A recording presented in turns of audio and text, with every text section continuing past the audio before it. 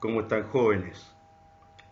Bien, retomamos en este segundo semestre para hablar sobre la teoría de la pena y la reacción social. Y no podría dejar, en todo caso, de completar el primer semestre, que hice relación con completar la teoría del delito, porque esto ocurre a propósito de que si hubiéramos tenido las clases presenciales, en vez de haber hecho 2 clases por semana en este sistema, que es a través de la videograbación, habríamos tenido que hacer 3 clases por semana. Entonces era obviamente más fácil con una clase adicional más a la semana, más fácil completar la materia. Pero como ustedes comprenden, ahora con esta posibilidad de pasar las clases por video, eh, se torna más difícil porque hay menos horas de clase. Además de que de repente, ¿no es cierto?, se decreta feriado una semana por una razón u otra, toda muy justificada, pero el hecho concreto es que se hacen menos clases. Y esto es muy importante para que ustedes tengan una idea, es muy importante, digo, esto de terminar la teoría del delito, para que ustedes tengan una idea completa de lo referente a este ramo de las ciencias jurídicas, el derecho penal. Nosotros habíamos, ¿no es cierto?, hablado en relación con la teoría del delito, básicamente en relación con los elementos que lo conforman. ¿Qué? El delito. Acción, o cuando son una serie de acciones, conducta, ¿no es cierto?, o comportamiento, es decir, la parte fáctica de la acción, o la no acción, la omisión, la acción típica, ¿cierto? Ahí nos referimos a la tipicidad, dimos todas las explicaciones, hablamos del triple alcance, etc. Y después terminamos hablando de la antijuridicidad, siguiendo incluso los apuntes básicos, tal como dicen los apuntes básicos que he elaborado desde hace varios años atrás, que estaban empezando a elaborarse el año 1996, cuando empecé a hacer clase, ¿no es cierto?, en el primer curso de Derecho Penal 1. Y después, bueno, se entregaron a los alumnos estos apuntes. Así que vamos a ocupar un poco de este nuevo semestre, y de repente le agregaremos unos minutos a las otras clases para terminar esta teoría del delito, que tiene que saber esta otra parte del delito, porque hablamos de la acción, de la típica, que era típica, la tipicidad. Terminamos de hablar en parte de la antijuridicidad, nos corresponde hablar también de la culpabilidad, básicamente el dolo y la culpa, y nos corresponde también hablar de, dentro del término de la antijuridicidad, nos corresponde hablar de las causales de justificación. Es decir, ¿cómo se entiende la antijuridicidad? Se entiende cuando no existe una causal de justificación de la realización de un hecho ilícito que resulta amparado por la ley. Entonces, para esto simplemente deberíamos recordar algunas de las cuestiones que dijimos a propósito de la antijuridicidad en general, es decir, tal como vimos el delito como acción típica, vamos a ver también el delito como acción antijurídica y vamos a hablar sobre las causales de justificación.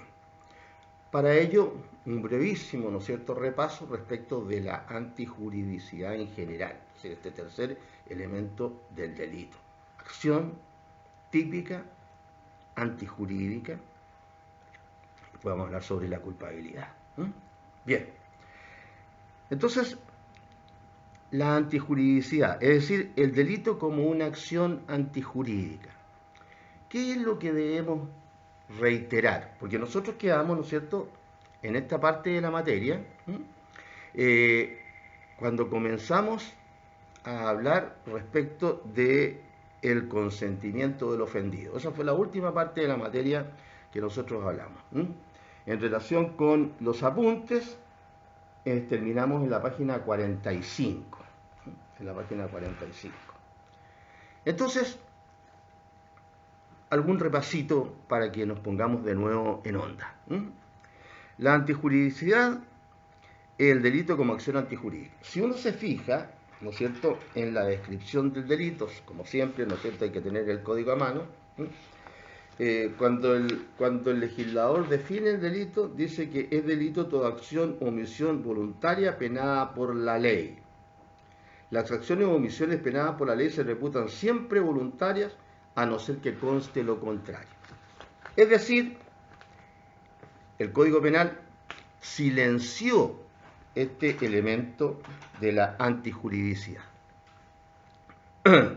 Y entonces, como el Código silenció este elemento, nosotros empezamos, y aquí estamos en el repaso, ¿no es cierto?, a explicar la antijuridicidad, porque no está definido por nuestro legislador en el Código Penal. Entonces, ¿qué es lo que tenemos que hacer nosotros? A partir de que no existe una definición en el Código Penal nuestro. Tenemos que decir que, verificada que una acción es típica, yo saco una pera del árbol del vecino, que está en el sitio del vecino, en el árbol del sitio del vecino, ¿no es cierto? Es decir, cometo el delito de hurto o de robo, dependiendo si hay fuerza en las cosas, o violencia o intimidación en las personas. Si solamente lo saco, entonces habría hurto. Es decir, hay una acción típica.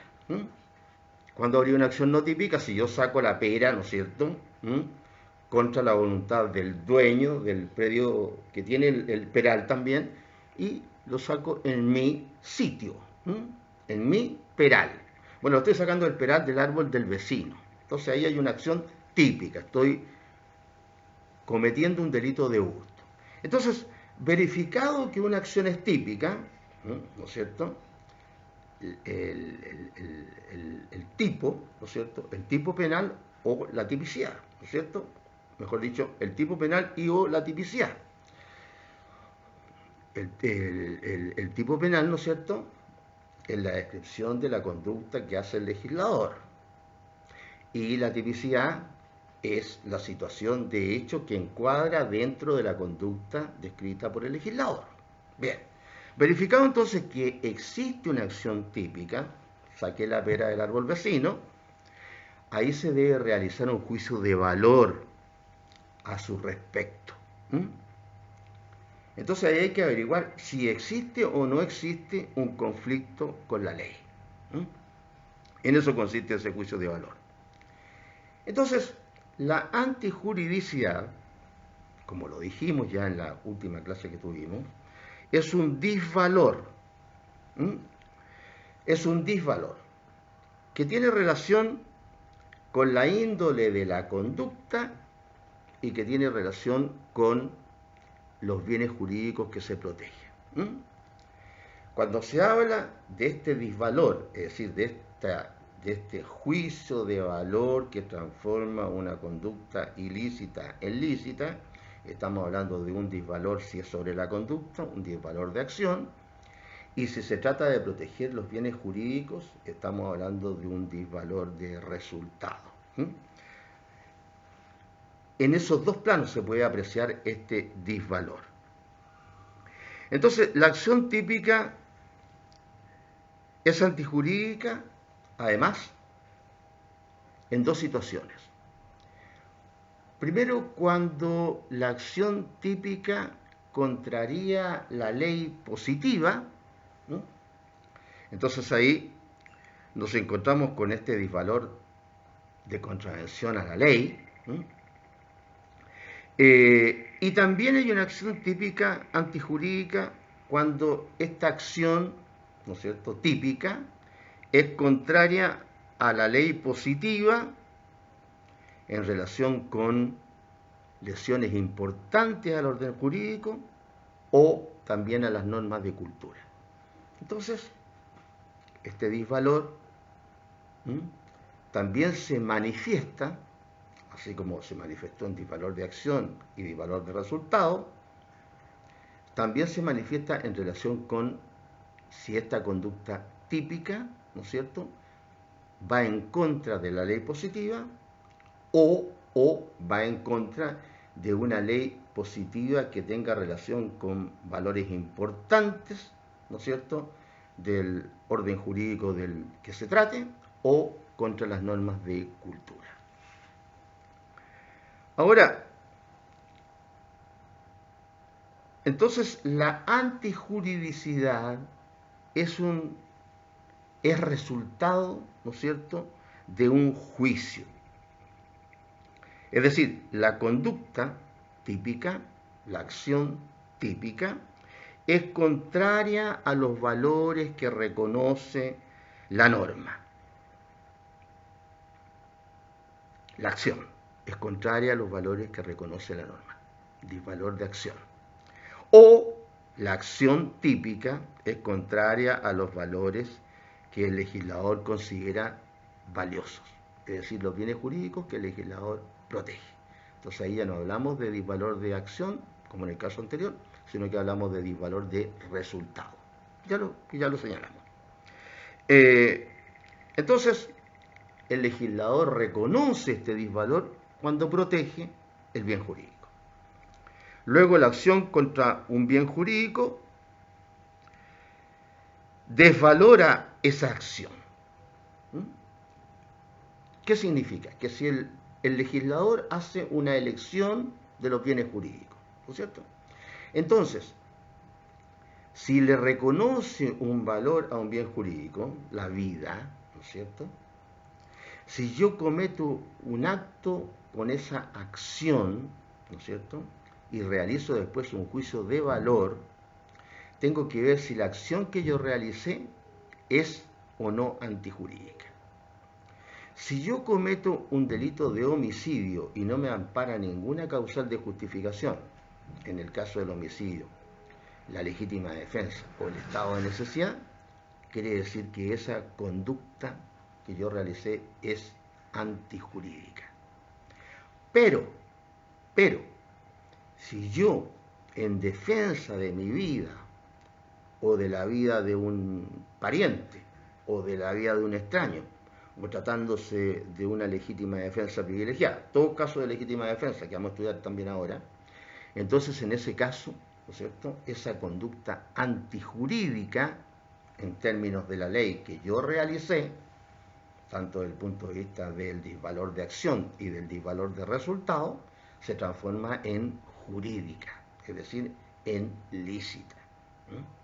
Porque no obstante yo haber realizado una acción que sería típica, ¿no es cierto?, es decir, ilegítima, desde el punto de vista del juicio de valor, se transforma en lícita, en legítima. Luego, debemos concebir la antijuridicidad en un sentido negativo. Es decir, debemos apreciar la antijuridicidad por la vía de la exclusión, cuando no concurre una causal de justificación.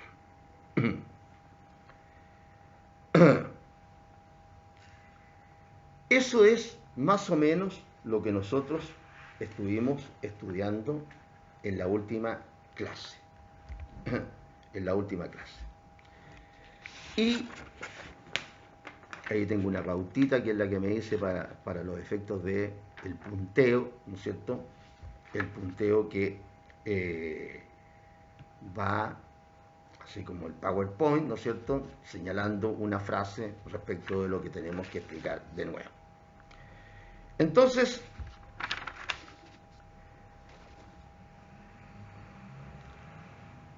¿qué podemos decir en relación con la antijuridicidad como complemento antes de terminar este repaso?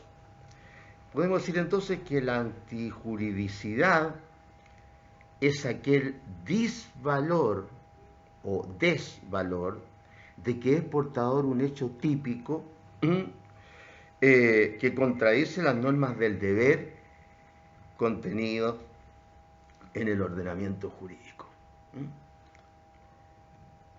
Disvalor de que es portador un hecho típico que contradice las normas de deber contenidos en el ordenamiento jurídico. Si no contradice ese juicio de valor la acción típica, entonces en ese caso, o no se atenta en contra de un bien jurídico, entonces en ese caso esta acción es lícita, o estas acciones son lícitas.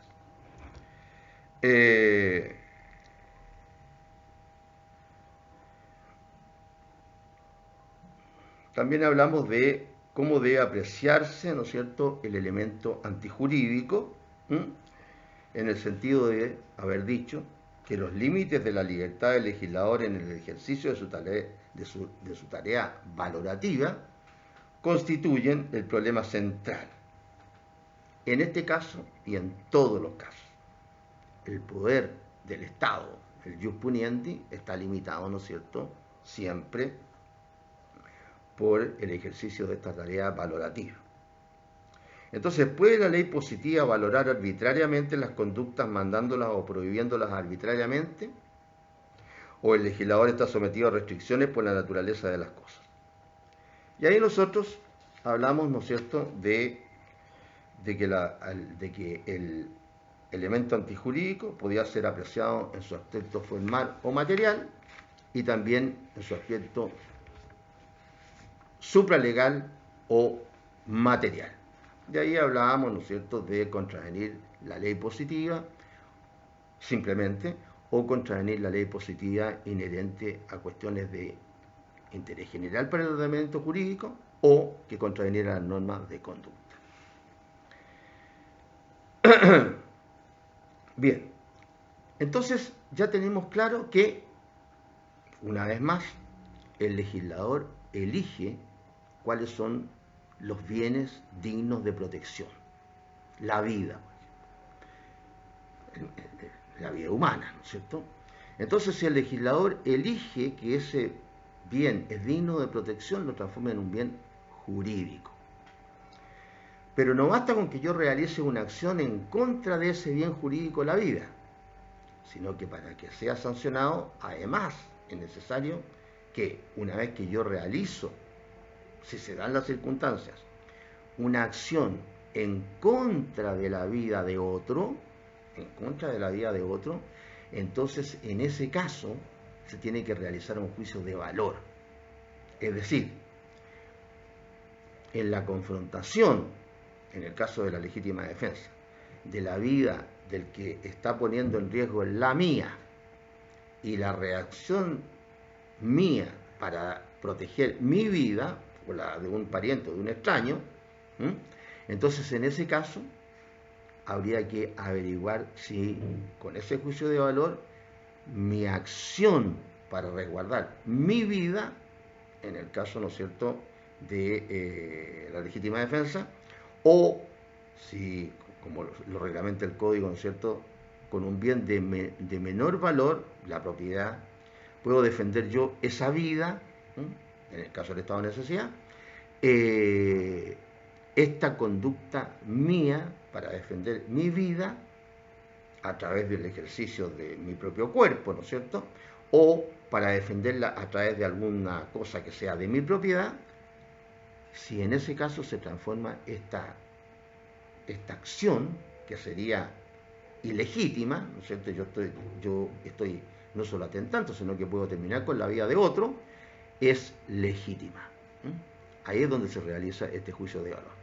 Entonces ahí es donde se averigua si existen causales de justificación. Y entonces ahí entramos, ¿no es cierto?, en las explicaciones de las causales de justificación, que son las que vienen a, como su nombre lo indica, a justificar, ¿no es cierto?, la acción, es decir, la conducta o el comportamiento de alguien, o cuando se trata de un no hacer, de una inacción, de una omisión, existiendo el deber jurídico de actuar, ¿no es cierto?, en donde vienen justificando esa acción u omisión ilegítima que yo realicé y transformando mi actuación en lícita. De eso se trata. Entonces, Como se trata de eso, es que debemos seguir avanzando en este plano de la antijuridicidad con el estudio de las causales de justificación. Y nosotros alcanzamos a estudiar, ¿no es cierto?, el consentimiento del ofendido. ¿Por qué?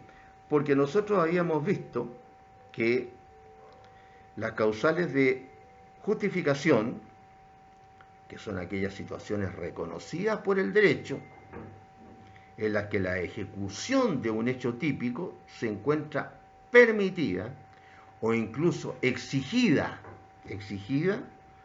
y es por consiguiente lícita.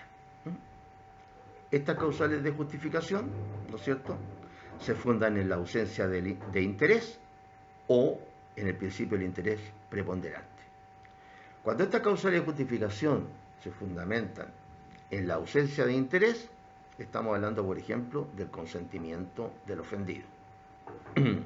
Y cuando se juntan en el principio del interés preponderante, que sería el caso, ¿no es cierto?, de existir un conflicto de bienes o derechos que no pueden coexistir, entonces debe prevalecer el interés o el bien de mayor valor.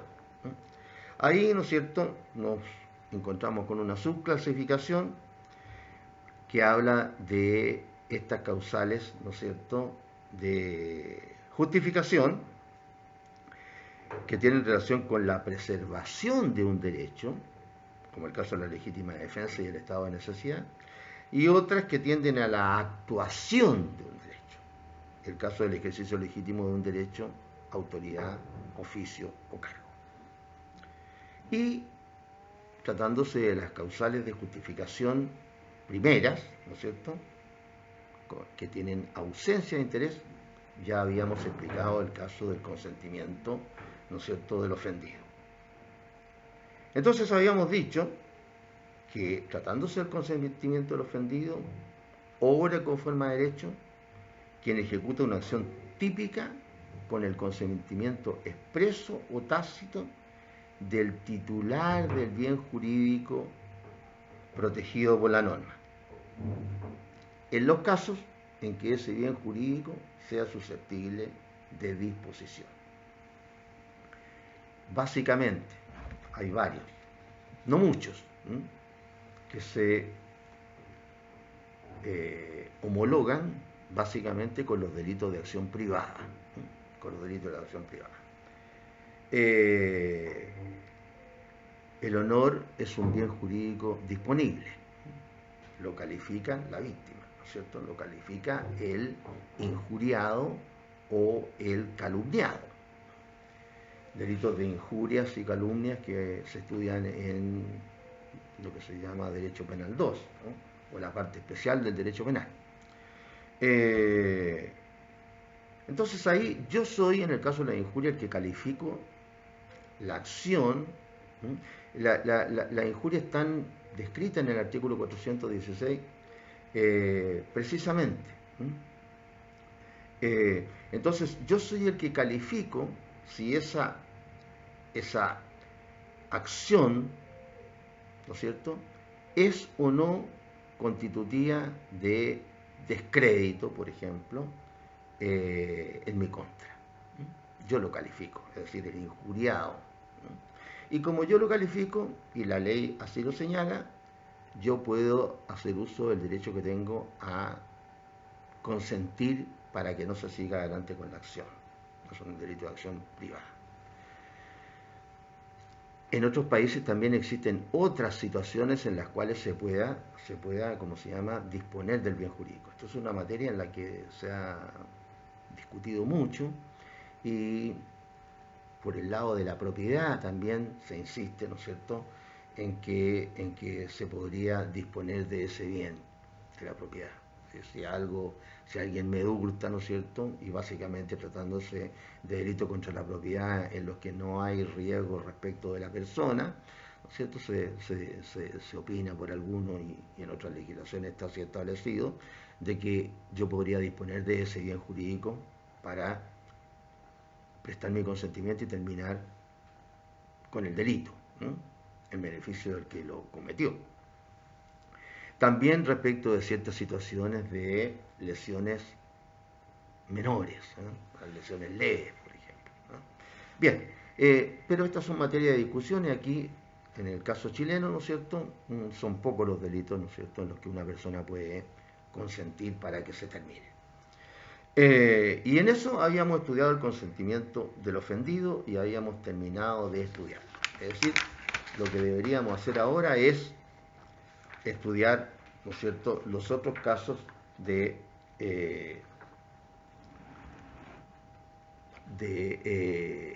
legítima de causales, ¿no es cierto?, en donde de otras causales en las que existe un interés preponderante, ¿eh?, como son los casos de legítima defensa y de estado de necesidad. Entonces, vamos a empezar a estudiar ahora las causales de justificación que guardan un ejemplo en el principio del interés preponderante, en donde se clasifica, o se subclasifica, mejor dicho, y como ya lo adelanté, en aquellas que guardan relación con la preservación de un derecho, legítima defensa y estado de necesidad, y las que guardan relación con la actuación de un derecho, como el caso del ejercicio legítimo de un derecho, autoridad, oficio o cargo. Y vamos a empezar, ¿no es cierto? Vamos a empezar ahora a estudiar las causales que dicen relación con el ejercicio de un derecho. Y en primer término vamos a estudiar la legítima defensa. La legítima defensa es la más antigua y típica causal de justificación y algunos consideran que la fundamentación de ella se encontraría en la teoría del interés preponderante. Es decir, que cuando no pueden coexistir derechos de igual naturaleza, habría que optar por aquel que represente un mayor valor. Mientras que otros ya no hablan de que la justificación estaría en el interés preponderante, sino que la legítima defensa se encontraría en la impotencia que tiene el derecho para evitar todo atentado antijurídico. Por lo que, estando consciente el orden jurídico de esa limitación, se ha visto en la necesidad de facultar a la propia víctima, al propio ofendido, o a un tercero cualquiera, para que asuma la defensa de su interés puesto en riesgo, puesto en peligro, incluso mediante la ejecución de una acción típica.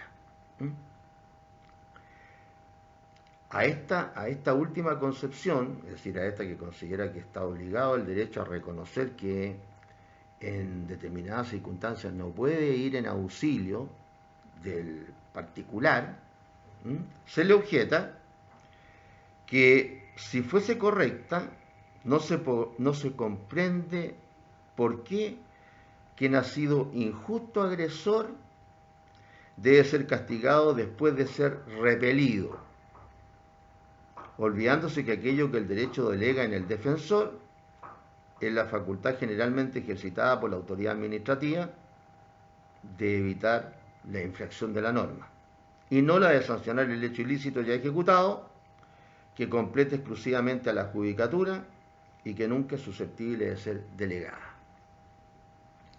En otras palabras, está diciendo, mire, si usted se defendió mediante la legítima defensa de una agresión, ¿no es cierto?, ¿por qué si usted que se defendió y castigó a que lo hizo a usted objeto de una agresión ilegítima, si ya lo castigó, a lo mejor le causó más lesiones de las que él se causó, ¿por qué el que lo agredió igual va a tener que ser sancionado? Eso es lo que estaría diciendo. Bien, pero esto se daría para el caso de la legítima defensa respecto de ciertas situaciones.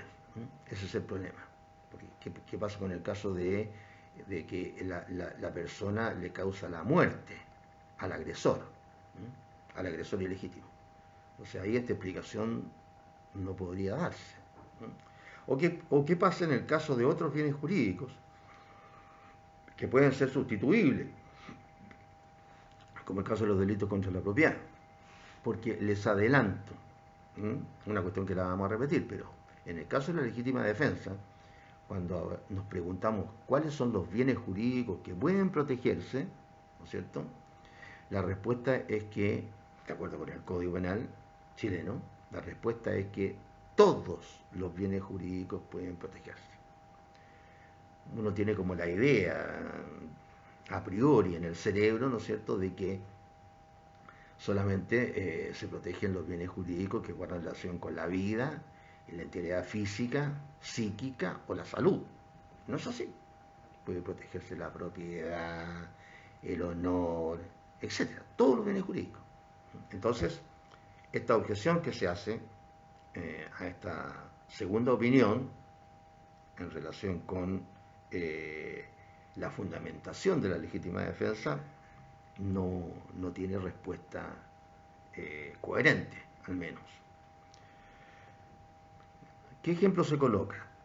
Si un policía, para impedir la consumación de un homicidio, hiere al agresor, nadie pondrá en duda la facultad de los tribunales para juzgar y sancionar al agresor como autor de la tentativa de homicidio, siendo idéntica la situación cuando el defensor es un particular cualquiera o el propio ofendido.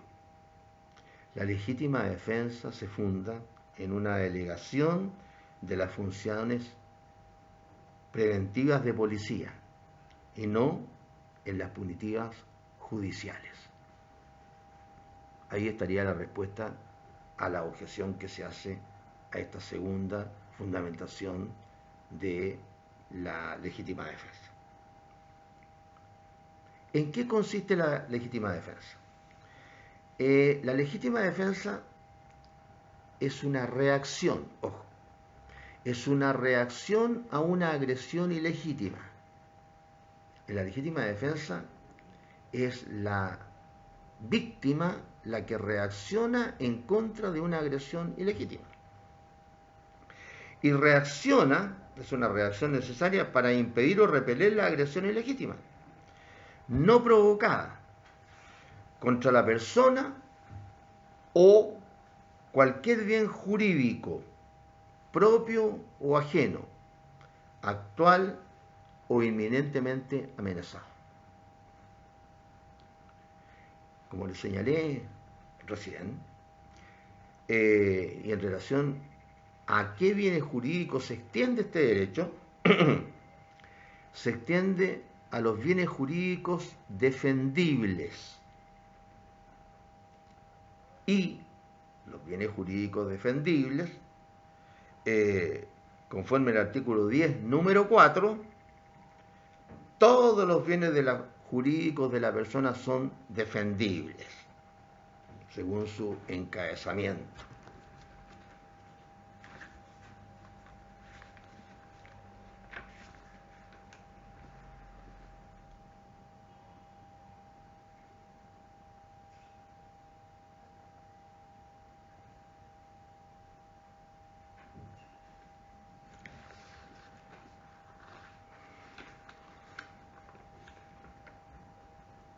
¿Qué es lo que dice el artículo 10?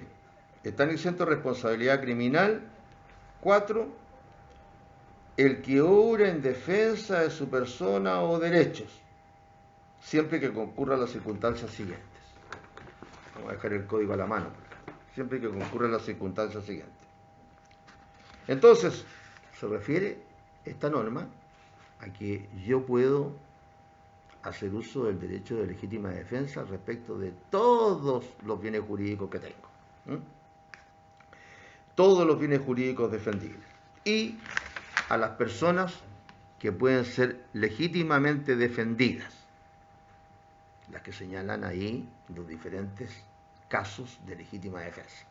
Legítima defensa propia, legítima defensa de parientes, legítima defensa de extraños y legítima defensa privilegiada. Entonces, puedo defenderme no solo yo, sino que también puedo defender a mis parientes y también puedo defender a extraños. Aquí surge la pregunta de si el Estado puede ser defendido por un particular cuando es víctima de un atentado contra su seguridad. En Chile, sí puede el Estado ser defendido por un particular cuando el Estado es víctima de un atentado contra su seguridad. Porque así lo señala precisamente la ley que se estudia en el curso de la parte especial del derecho penal, cuando se estudian los delitos en particular, en el caso del título segundo, del libro segundo del Código Penal, en el libro segundo, ¿no es cierto?, que consta de 10 títulos, el libro segundo consta de 10 títulos, en cada uno de los títulos, ¿no es cierto?, se defienden bienes jurídicos diversos. Y los primeros dos títulos, el primero se refiere a los delitos contra la seguridad exterior o soberanía del Estado, y el título segundo se refiere a los delitos contra la seguridad interior del Estado. Aquí existen dos delitos, ¿no es cierto?, base, que son los delitos de rebelión y de sedición, según si en el alzamiento han concurrido o no el uso de armas. Si hay uso de armas, hay rebelión.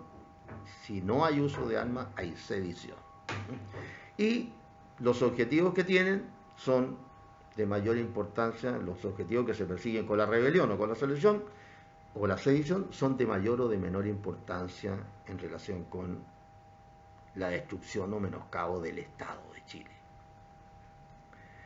Entonces, hay algunas leyes que tienden, ¿no es cierto?, a la preservación del Estado de Chile, del punto de vista, ¿no es cierto?, del alzamiento, todo alzamiento es un delito, ¿no es cierto?, pluripersonal, sin muchos sujetos activos, ¿no es cierto?, que tienen objetivos determinados. En el caso de la rebelión, ¿no es cierto?, tiene, ¿no es cierto?, por objetivo cambiar la constitución o su forma de gobierno, etc. En el caso de la sedición, por ejemplo, impedir la libre celebración de una elección popular, etc. Es decir, destruir, negar o menoscabar la existencia del Estado. Bien, hay algunas leyes que tienen también ese mismo objetivo, que no están en el Código Penal y que son, en primer lugar, la Ley sobre Seguridad Interior del Estado, ley que consta de 4 títulos, y el título primero se refiere a los delitos contra la seguridad exterior del Estado, pero los títulos segundo, tercero y cuarto se refieren a delitos, ¿no es cierto?, contra la seguridad interior del Estado, contra la tranquilidad pública y contra la normalidad de las actividades nacionales, ¿no? Es muy importante esa ley, nace como consecuencia de la derogación de la ley sobre permanencia de la democracia, la ley, esta ley 12.927, y también está la ley que sanciona las conductas terroristas, y también está la ley que sanciona el porte, fabricación, etcétera, de las armas prohibidas y sus elementos que las conforman. Existen también otras dentro de la legislación nacional, pero básicamente esas son las que apoyan, ¿no es cierto?, al Estado, conjuntamente con el Código Penal para la preservación de este. Entonces aquí, en el artículo 24, letra A de esta ley sobre seguridad interior del Estado, cuando se trata de atentado en contra del orden público, pueden los particulares, ¿no es cierto?, también defender, si puede decirse así, desde el punto de vista del particular, al Estado de Chile. Entonces, dicho eso, tenemos que entrar a estudiar cada uno de los casos, ¿no es cierto?, de legítima defensa. Y aquí es donde vamos a tener que hablar de los 4 casos que ya hemos mencionado, de la legítima defensa propia, de la legítima defensa de parientes, de la legítima defensa de extraños y de la legítima defensa privilegiada. La legítima defensa propia está regida en el artículo 10, número 4 del Código Penal, que ya leí en parte. Dice, la ley están exentos de responsabilidad criminal, en el artículo 10, número 4, el que obra en defensa de su persona o derechos, siempre que concurran las circunstancias siguientes. Primera, agresión ilegítima. Segunda, necesidad racional del medio empleado para impedirla o repelerla. Tercera, falta de provocación suficiente por parte del que se defiende. Vamos entonces, habiendo ya leído, ¿no es cierto?, la legítima defensa aquí en el Código Penal, vamos a explicar cada una de sus partes en relación con la legítima defensa propia. El primer requisito, la primera exigencia, es la agresión ilegítima. Es decir, lo que se repele o aquello en contra de lo que se reacciona es de una agresión ilegítima. ¿Qué sería esto entonces? ¿Qué sería una agresión ilegítima? Una acción antijurídica que tiende a lesionar o poner en peligro un bien jurídicamente protegido. Mío, en el caso que sea legítima defensa propia, o de un pariente, si el bien jurídico es de un pariente, o de un extraño, si el bien jurídico protegido es de un extraño, porque existen estos tres casos de legítima defensa. Entonces, debemos reaccionar en contra de una agresión ilegítima. Entonces debemos reaccionar en contra de una acción antijurídica que tiende a lesionar, ¿no es cierto?, como dijimos, poner en peligro un bien jurídicamente protegido. Ahora, este elemento necesariamente debe concurrir si consideramos lo que ya dijimos, que la legítima defensa es una reacción, ¿no es cierto?, frente a una acción ilícita, cuya inexistencia hace que desaparezca toda posibilidad de que ella opere.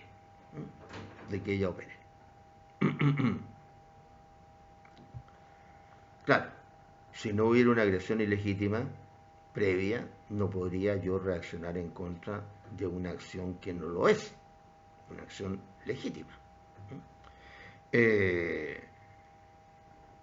Hace que desaparezca toda posibilidad de que opere, si no existe, ¿no es cierto?, este requisito, que la agresión sea ilegítima. El concepto de agresión debe entenderse en un sentido bastante amplio y en consecuencia comprende no solo el acometimiento físico, sino que toda acción encaminada a lesionar o poner en peligro el patrimonio jurídico de una persona. Cualquiera que sea.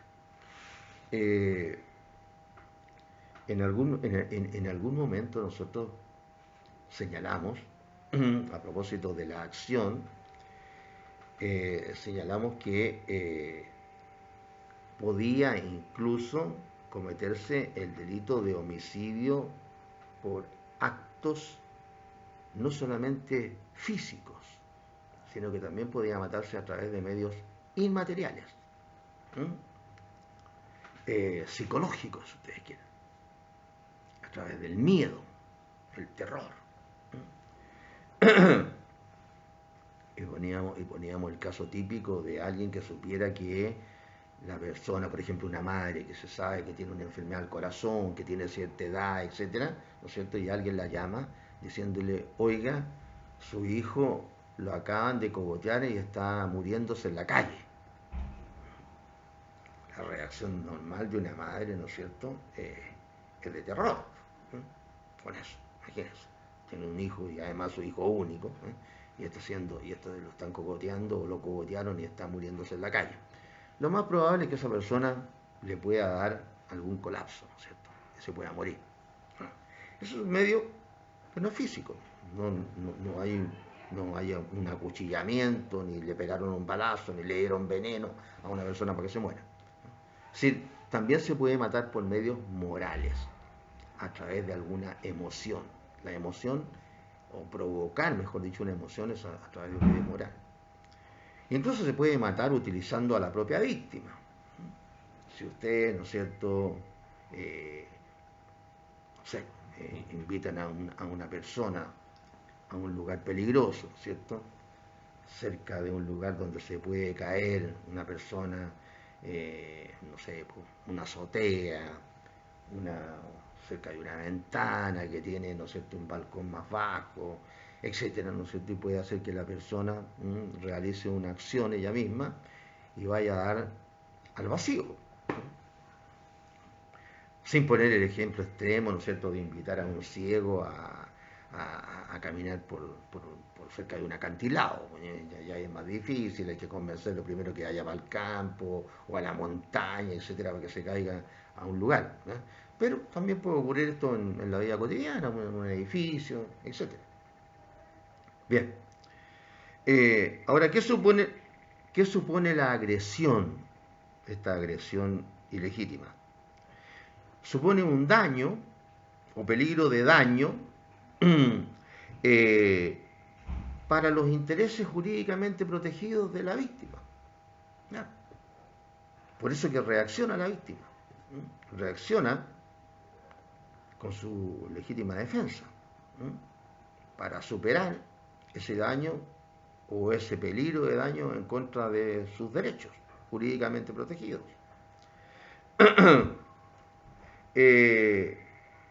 Aquí se plantea el problema de averiguar si la agresión, para que uno reaccione en contra de esa agresión, debe ser grave. O sea, si alguien, ¿no es cierto?, me está amenazando con una pistola para pegarme un tiro, si está en peligro mi vida, uno reacciona, ¿no es cierto?, pensando eso inmediatamente. Solamente en ese caso, o si ustedes se dan cuenta que a lo mejor la persona que me está amenazando más o menos tiene las mismas condiciones físicas mías y a lo mejor no tiene nada en las manos y a lo mejor me va a lesionar nomás. Claro, también podría matarme a lo mejor, pero lo normal sería que me pudiera lesionar nomás. Entonces, ¿debe ser solamente en el caso de que me vaya a quitar la vida para poder reaccionar yo? No. No necesariamente la agresión debe ser la agresión ilegítima, ¿no es cierto? Debe ser grave para que yo pueda reaccionar.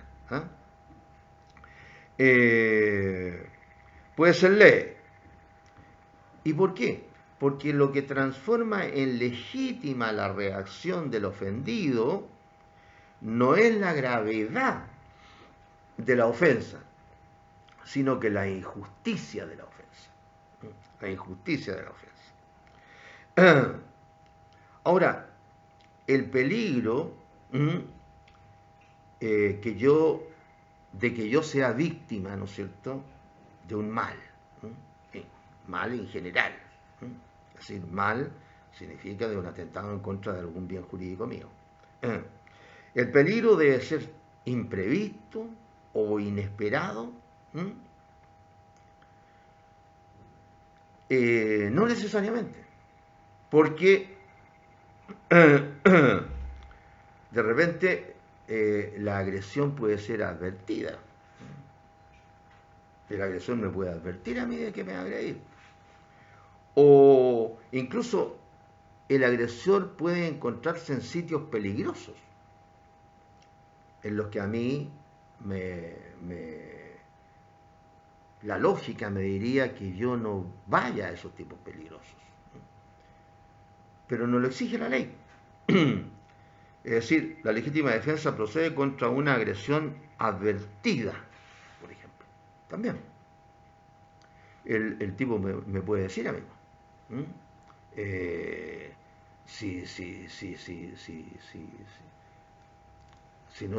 si no realizas determinada conducta, te voy a sacar la mugre, por ejemplo. Te voy a golpear. Me advirtió. Y yo hice lo que el eventual agresor me dijo que no hiciera, en el sentido de, no sé, a lo mejor estoy con la música alta, de acuerdo con los términos del agresor, quiere que baje la música. Entonces me dice, si no bajas la música te va a sacar la mugre. Y yo sigo con la música alta. Se me advirtió, pero eso no le quita el carácter de injusto a su agresión. ¿Para qué decir si me dice te voy a pegar un balazo, te voy a pegar una puñalada? También, con mayor razón. Ahora a lo mejor yo bajo la música en ese caso, porque digo ya este capaz que me mate porque tengo la música un poco alta. Pero ese ya es otro cuento. Es decir, lo importante es lo injusto de la agresión, en ese caso advertida. O también ocurre que la persona, ella, la misma persona, se aventure en sitios peligrosos. Me acuerdo que hace años atrás, se pusieron de moda, ya a lo mejor ahora, sobre todo que con la delincuencia que hay ahora, todavía debe ocurrir. Bueno, hace tiempo que no voy al casino de Arica, pero al frente del casino de Arica hay una calle que está casi contra la puerta del casino, un poquito más allá, en diagonal, que era bastante oscura. No sé si ahora está bien iluminada, no sé. Hace tiempo que no paso por ahí, en la noche. Y de repente las personas, ¿no es cierto?, que están jugando en el casino, que iban a comer al casino, de repente tipo sol o algo, se tomaban sus traguitos, qué sé yo, y cuando salían un poco caramboleados. Y algunos vivían en el edificio que por esa calle se llega a ese edificio, que es el edificio de Las Tarras, un edificio con bastantes pisos. Y en esa calle lo estaban esperando los cocoteros.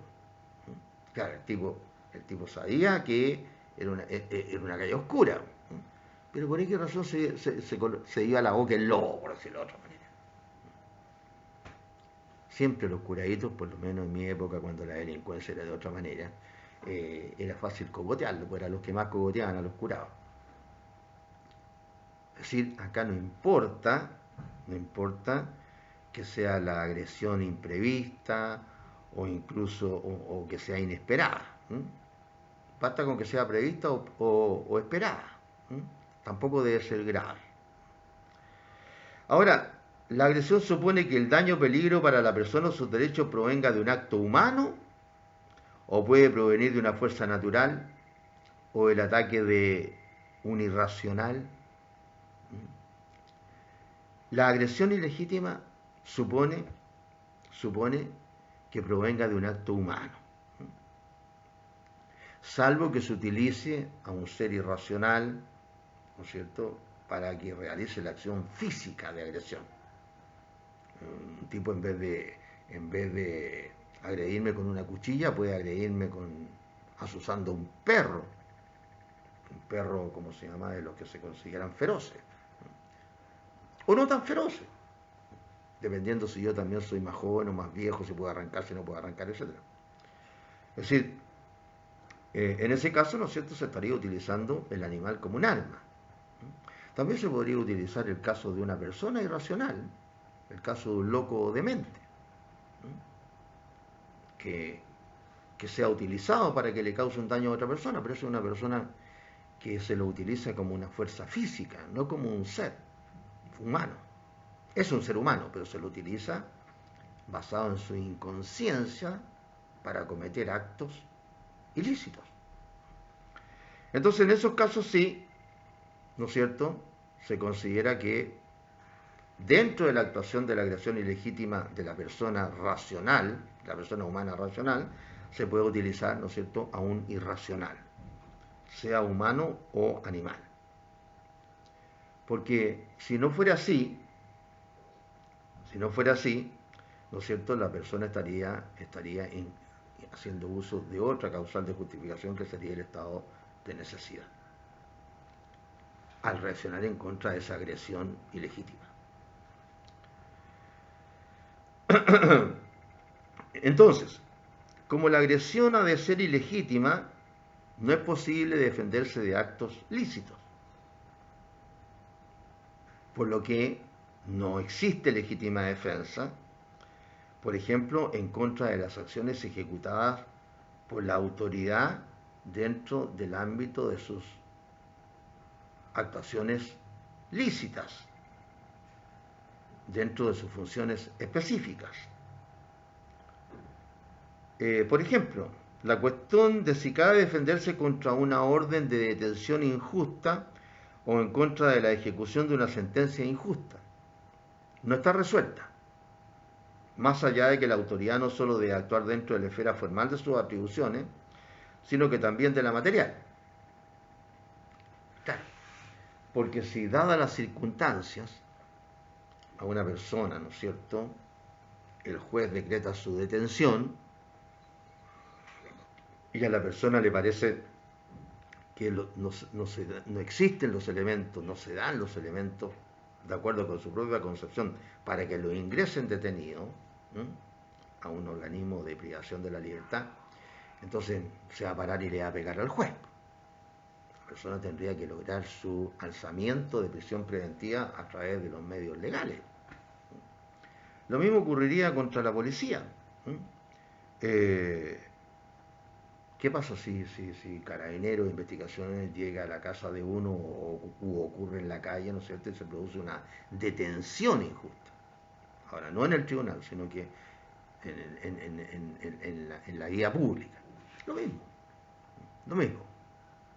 Y además que le va a decir a uno el policía, ¿no es cierto?, Carabinero o PDI, le va a decir, bueno, eso dígaselo al juez, señor. Claro, no puedo yo reaccionar en contra, ¿no es cierto?, de lo que está dentro de la función específica autorizada por la ley del funcionario. Ahora, ¿qué condiciones debe reunir la agresión? La agresión debe ser actual o inminente e ilegítima. La agresión ilegítima debe ser actual e inminente e ilegítima para poder yo reaccionar respecto a esta agresión ilegítima. ¿Qué significa que la agresión ilegítima sea actual o inminente? Lo que surge de la primera circunstancia del artículo 10, número 4. Circunstancia primera, agresión ilegítima. De esa expresión, agresión ilegítima, surge de esta norma, artículo 10, número 4, circunstancia primera, agresión ilegítima. ¿Por qué? Porque se repele una agresión actual y se impide la que es inminente, la que es lógicamente previsible. Bueno, se impide una agresión actual, claro, ¿no es cierto? Si el tipo me va a pegar, yo, ¿no es cierto?, reacciono, no sé, pues si soy bueno para los combos, qué sé yo, o si me va a pegar un balazo, no sé, pues, y yo tengo un arma, también me defiendo y le disparo primero, o le quito el arma, etc. Es decir, la agresión debe ser actual. O inminente, la que es previsible. Ese te voy a pegar un balazo y no tiene la pistola en la mano y parte corriendo a la casa, ¿cómo se llama?, a buscar el arma, ¿no es cierto? Yo lo atajo antes de que llegue a su casa para sacar un arma. No sé, pues lo amaño, qué sé yo, y le pediré a otro que llame a los carabineros, etc. Impido la agresión futura, pero inminente. Y además debe ser esta agresión ilegítima, lo dice la ley. Es decir, la agresión debe ser injusta, ilícita, contraria a derecho. Por lo que, si la agresión es justa, digamos, si por el contrario la agresión es justa, es lícita, es reconocida y autorizada por la ley, la defensa entonces no se justifica. No se justifica. Entonces, eso es lo que podemos decir en general respecto de esta primera exigencia de la agresión ilegítima. Segunda exigencia. Dice el código que la segunda exigencia es la necesidad racional del medio empleado para impedirla o repelerla. ¿Impedir o repeler qué? La agresión ilegítima. ¿Qué necesito? Un medio racional. Entonces,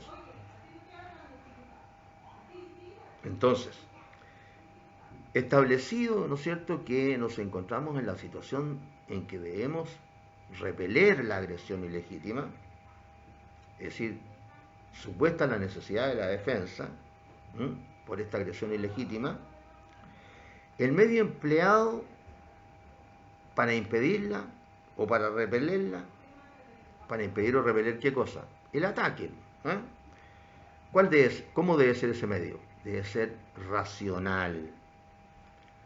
Que en términos, desde hace bastante tiempo ya, ¿no es cierto? Esto yo creo que las explicaciones están desde la época que estudiaba yo y no sé, seguramente de antes. Debe existir una cierta proporcionalidad, no una igualdad matemática de los medios empleados, por una y otra parte, no, una cierta proporcionalidad. No quiere decir entonces la necesidad racional del medio empleado para impedirlo o repelerla, no quiere decir que si a mí me atacan con una pistola yo tenga que responder con otra pistola, o sea, nos agarramos a lazo, o si es con una cuchilla yo saco otra cuchilla, no, no es el medio matemático. Existir una cierta proporcionalidad, y esta cierta proporcionalidad, ¿en qué se traduce esta cierta proporcionalidad? Porque la mera desproporción no basta para negar la racionalidad del medio. Como por ejemplo el caso de que alguien que ha sido, no sé, pues le pegaron un empujón, un combo, una patada, qué sé yo, y lo tiraron al suelo, ¿no es cierto? Por ejemplo, ¿eh? Pueda, ¿no es cierto?, si está autorizado para portar un arma, ¿no es cierto?, puede hacer uso del arma para defenderse.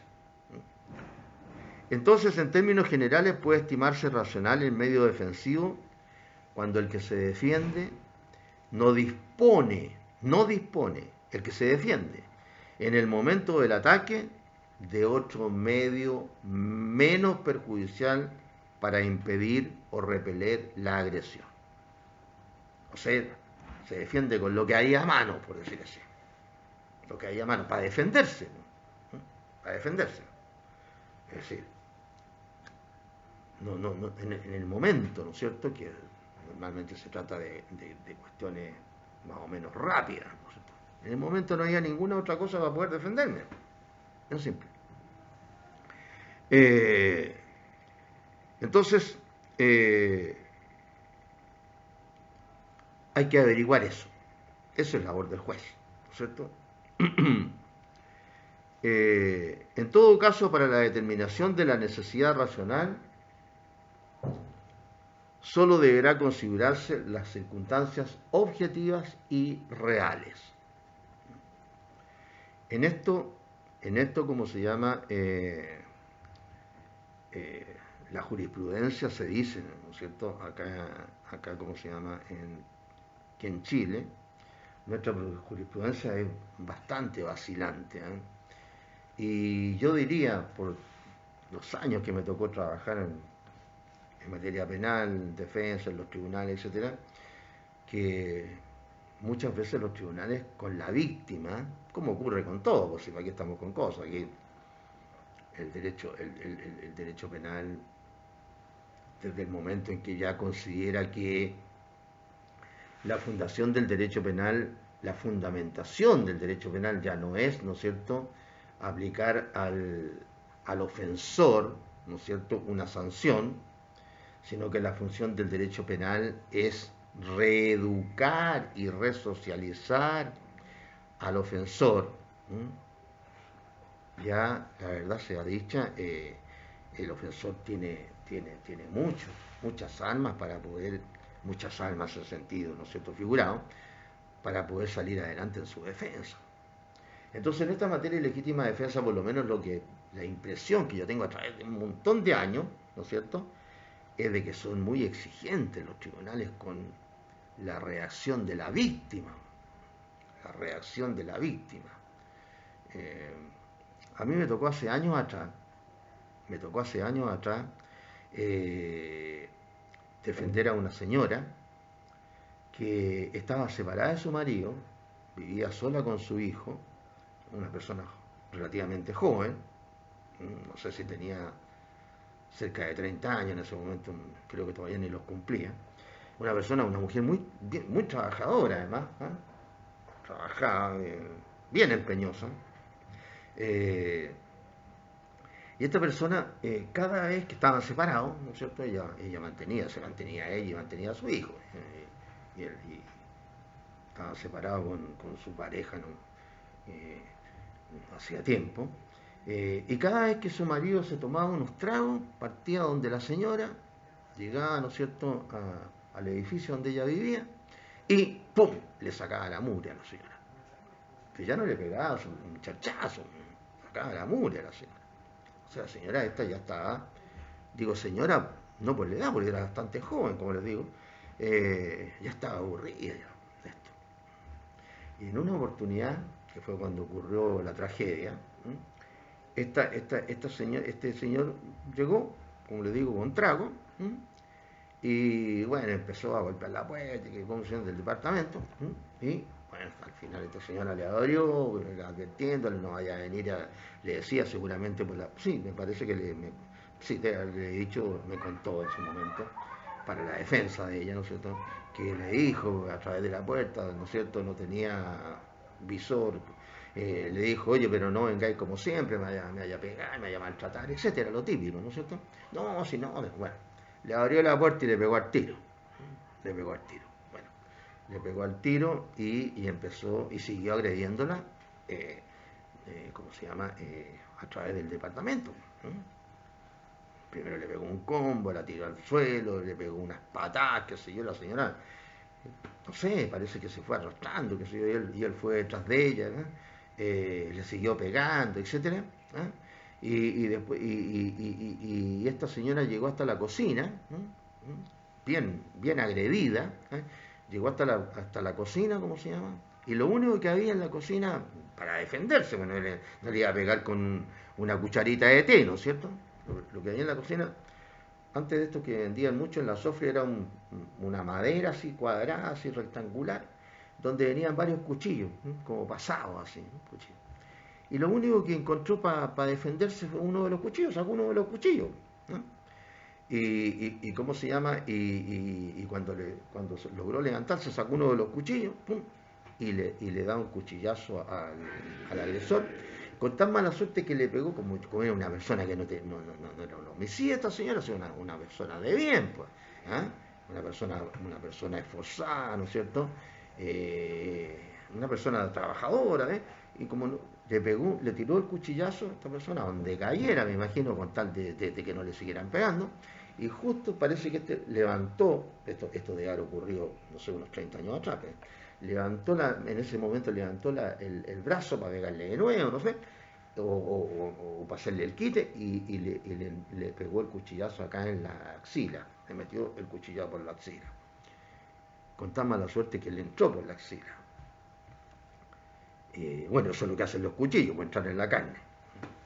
Y pum, estaba con un suéter esta persona bastante grueso, un suéter bastante grueso, y sintió algo, pero como que no era para matarlo ni nada, y se fue ¿cómo se llama?, del departamento. Se fue del departamento, no, nadie se dio cuenta que había sangre ni nada.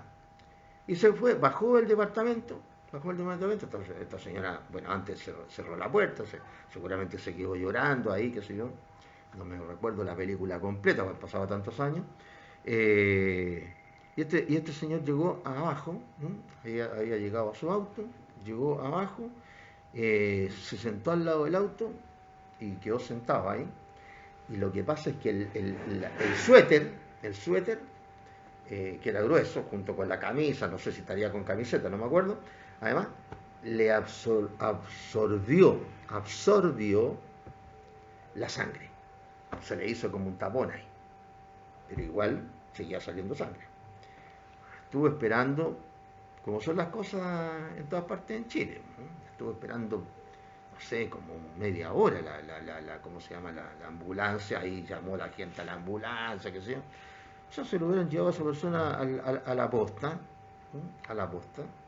Estaba dentro del radio urbano de Arica, ¿no?, por ahí por la avenida Santa María, no sé. No llegó nunca la ambulancia. Bueno, cuando llegó a la posta ya era tarde.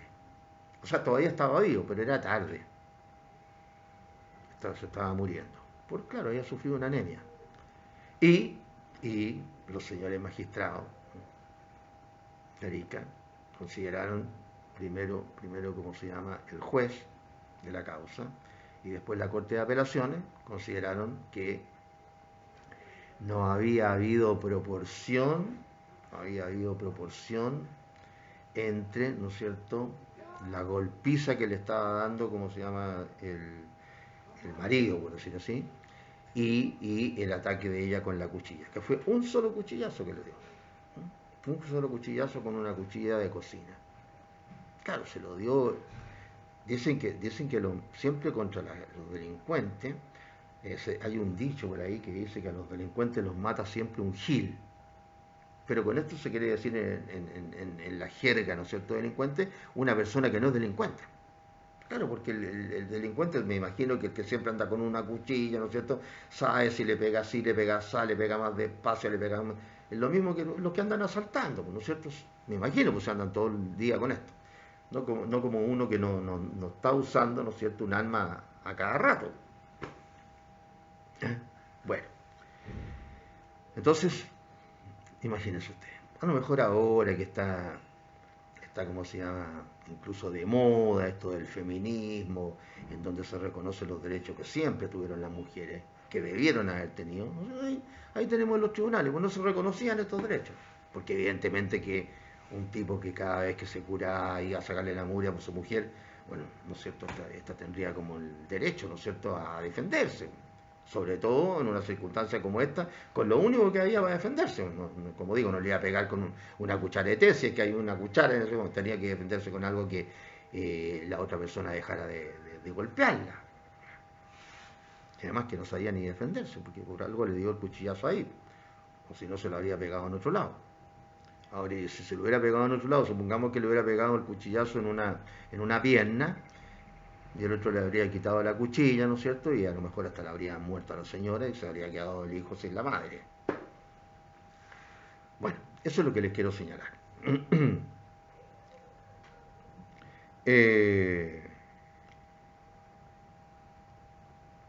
Lo importante entonces, en el caso de apreciar esta proporcionalidad del medio, que debe ser aquel, ¿no es cierto?, que existe, que no disponga de otro menos perjudicial en el momento del ataque, lo importante es apreciar las circunstancias objetivas y reales en lo que ocurrió, la reacción con esta proporcionalidad a la que alude el legislador penal. A diferencia del estado de necesidad, la legítima defensa no es subsidiaria. El agredido no está obligado a esperar que ya no quede otra salida para reaccionar, porque ello que sería colocar a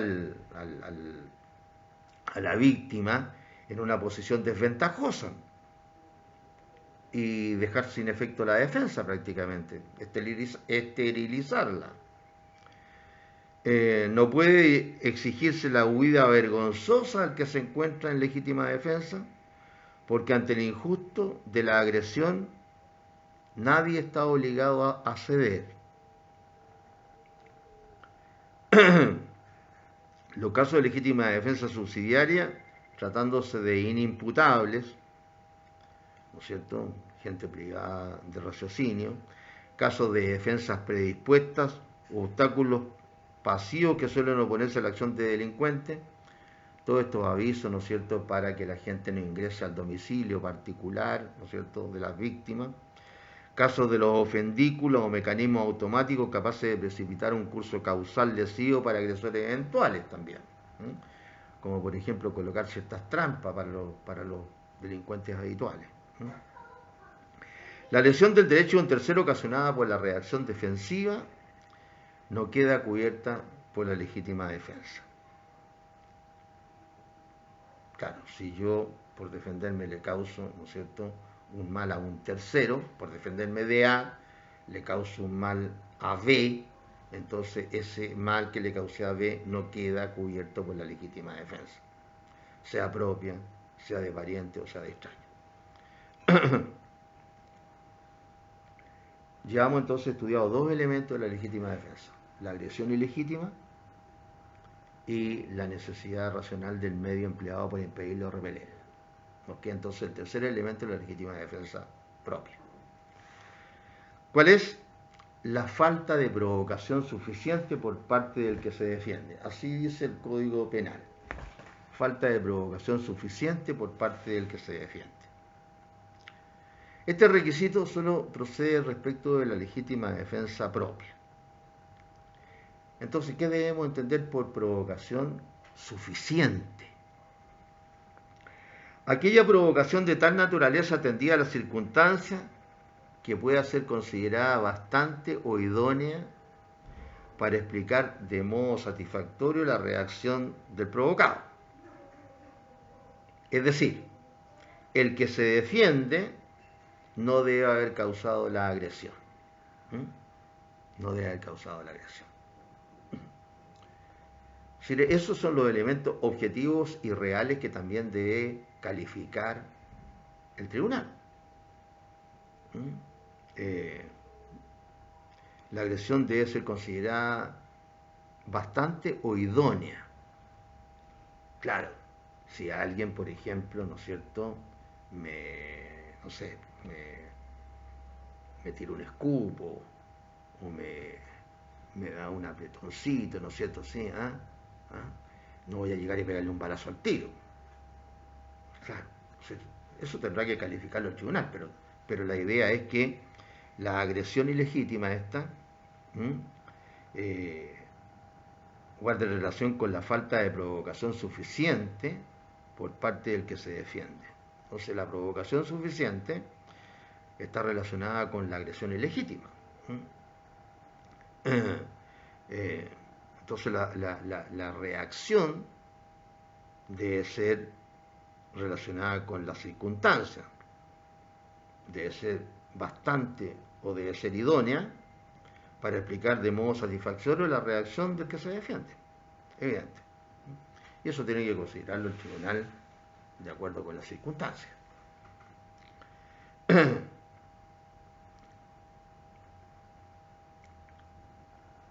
Eso es lo que podemos decir en relación con la legítima defensa propia.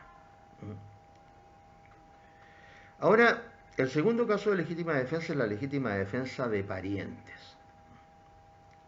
¿Qué elementos considera?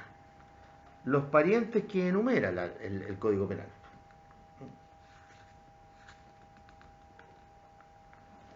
¿Cuáles son los parientes que enumera? Ahora estamos hablando de la legítima defensa del artículo 10, número 5. Nos salimos de la legítima defensa propia del 10, número 4. Ahora estamos hablando de la del 10, número 5. ¿Qué dice el Código? El que obra en defensa de, y aquí, ¿no es cierto?, los parientes que enumera el Código. El que obra en defensa de la persona o derechos de su cónyuge, su conviviente civil, sus parientes consanguíneos en toda la línea recta y en la colateral hasta el 4º grado, de sus afines en toda la línea recta y en la colateral hasta el 2º grado, de sus padres o hijos, siempre que concurra la primera y segunda circunstancia prescrita en el número anterior. Bueno, entonces los parientes que señala la ley, ¿no es cierto? Casi todos los parientes por consanguinidad y por afinidad, además de su cónyuge,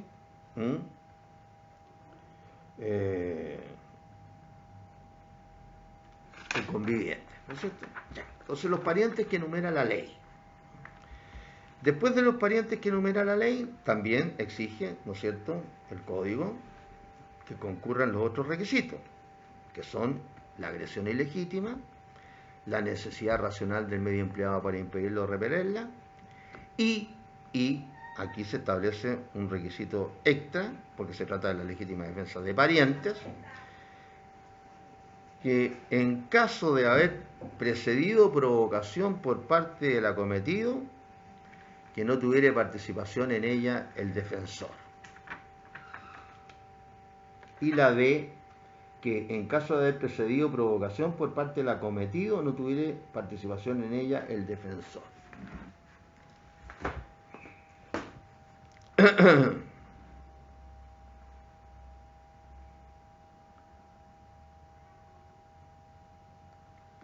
Claro, porque lo que la ley quiere impedir es que el defensor, este que está defendiendo a un pariente, no haya provocado él la agresión ilegítima del agresor para poder él mismo repelerla.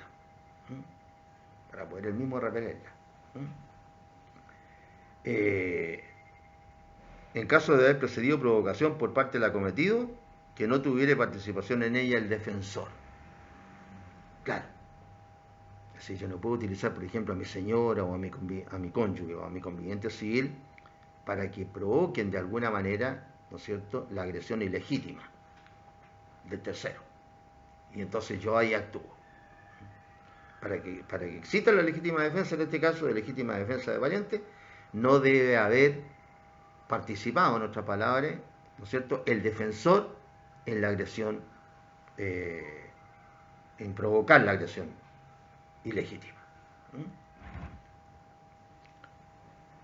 Y respecto de la legítima defensa privilegiada, de la legítima defensa de extraños, ahora el artículo 10, número 6, parte primera. ¿Qué elementos considera? También está aquí enumerada en el código, ¿no es cierto? ¿Qué dice la ley? El que obra en defensa de la persona y derechos de un extraño, siempre que concurra las circunstancias expresadas en el número anterior, y la de que el defensor no sea impulsado por venganza, resentimiento u otro motivo ilegítimo.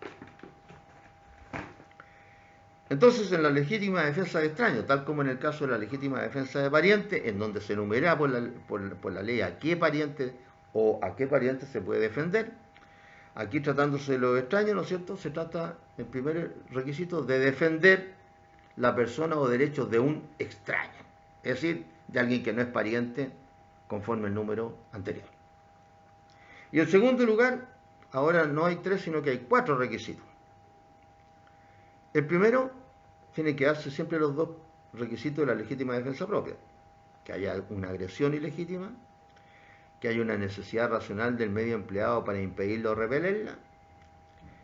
En caso, también el requisito de la legítima defensa de parientes, en caso de haber procedido provocación por parte del acometido, que no tuviera participación en ella el defensor, el mismo requisito que se le exige a la legítima defensa de parientes, y ahora se agrega otro más, para este que, ¿no es cierto?, actúa en legítima defensa de un extraño: que el defensor no sea impulsado por venganza, resentimiento u otro motivo ilegítimo, dice el código. Claro, que en cierto modo es, ¿no es cierto?, una actuación ilegítima, en este caso del defensor, porque él actuó por otro motivo, no por defender los bienes o intereses, los bienes o derechos del tercero, sino que por motivos personales, ¿no es cierto?, venganza, resentimiento u otro motivo. Es decir, se trataría de casos en que utiliza una legítima defensa, que generalmente va a ser putativa, de extraños, para lograr su propio propósito, el defensor. Y por último está la legítima defensa privilegiada. La legítima defensa privilegiada. El Código Penal la trata en la segunda parte del número 6, el inciso segundo, mejor dicho, del número 6. Se presumirá legalmente que concurren las circunstancias previstas en este número y en los números 4 y 5 precedentes, cualquiera que sea el daño que se ocasiona al agresor, respecto de aquel que rechace el escalamiento, en los términos indicados en el número 1, y de aquel que impida o trate de impedir la consumación de ciertos delitos. Entonces acá, en la legítima defensa privilegiada, nos encontramos con algunas cuestiones que son fundamentales. En primer lugar, en esta legítima defensa privilegiada se presume legalmente los elementos que señalamos respecto de las legítimas defensas anteriores: la legítima defensa propia, de parientes o de extraños. En este caso, que vamos a señalar, se presume que concurren esos elementos, se presume. A diferencia del caso anterior, no tendría que entrar a probarlos el que hace uso de la legítima defensa, sino que se presume legalmente, presunción legal. Las circunstancias en los números 4, 5 y 6, es decir, de la legítima defensa propia, de parientes o de extraños. Y cualquiera sea el daño que se ocasiona al agresor. ¿En qué situaciones se presumen estas circunstancias? Se presumen legalmente. Ojo con esto, se presumen legalmente. En primer caso, del que rechaza el escalamiento. ¿Que rechaza qué cosa? El escalamiento. El escalamiento, donde aparece consagrado en el Código Penal. En el artículo 440 del Código.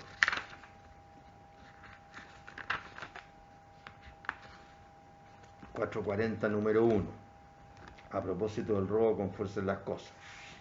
440 número 1. Con escalamiento, entendiéndose que lo hay cuando se entra por vía no destinada al efecto, por forado o con rompimiento de pared o techos, o fractura de puertas o ventanas. ¿Cómo describe el escalamiento el código en el 440 número 1?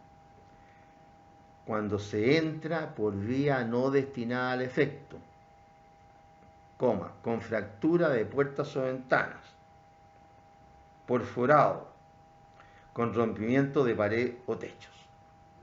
En esos casos nos encontramos con escalamiento.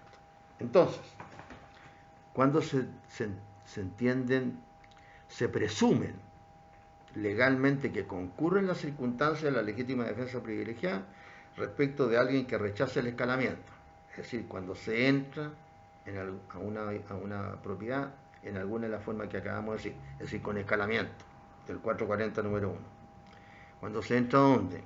En una casa, departamento u oficina habitados, o, si es de noche, en un local comercial o industrial. Es decir, rechazar el escalamiento, es decir, rechazar el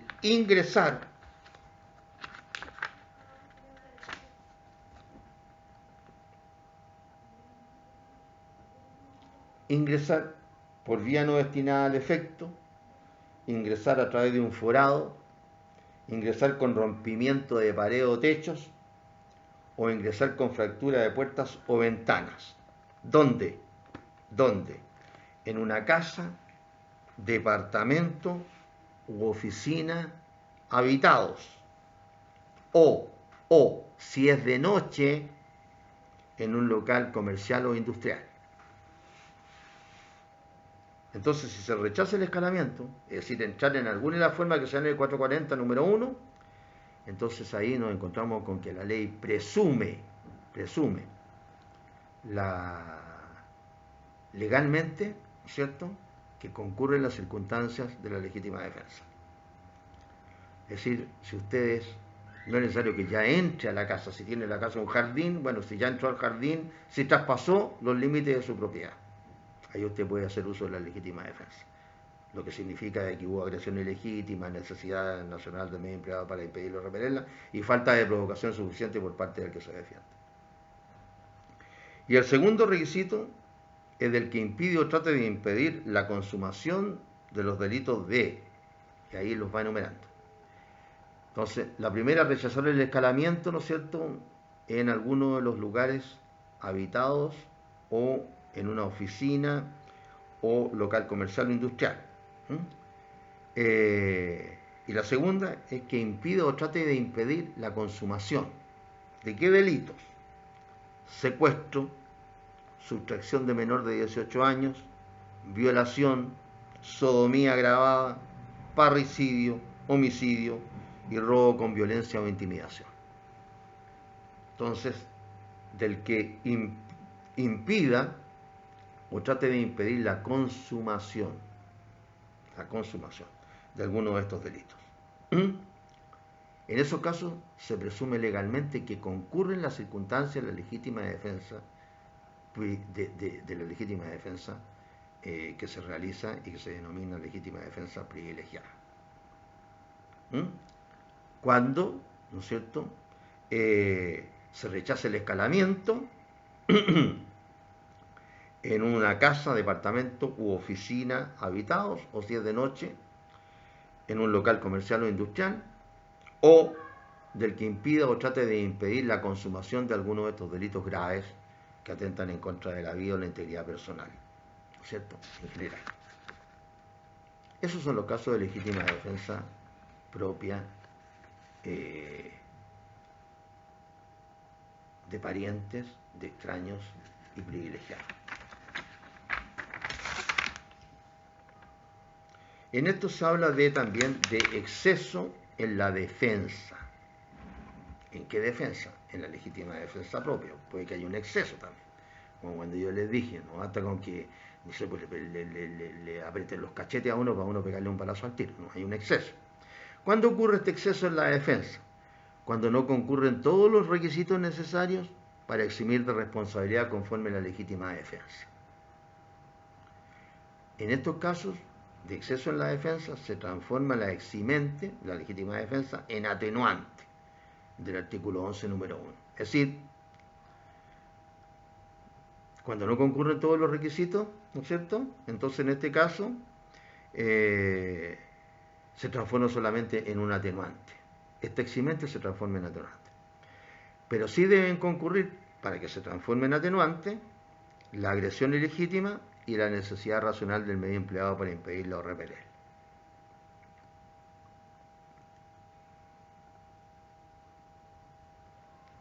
Bien,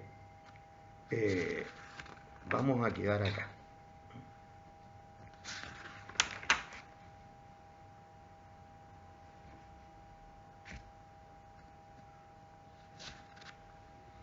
Vamos a quedar acá entonces, jóvenes.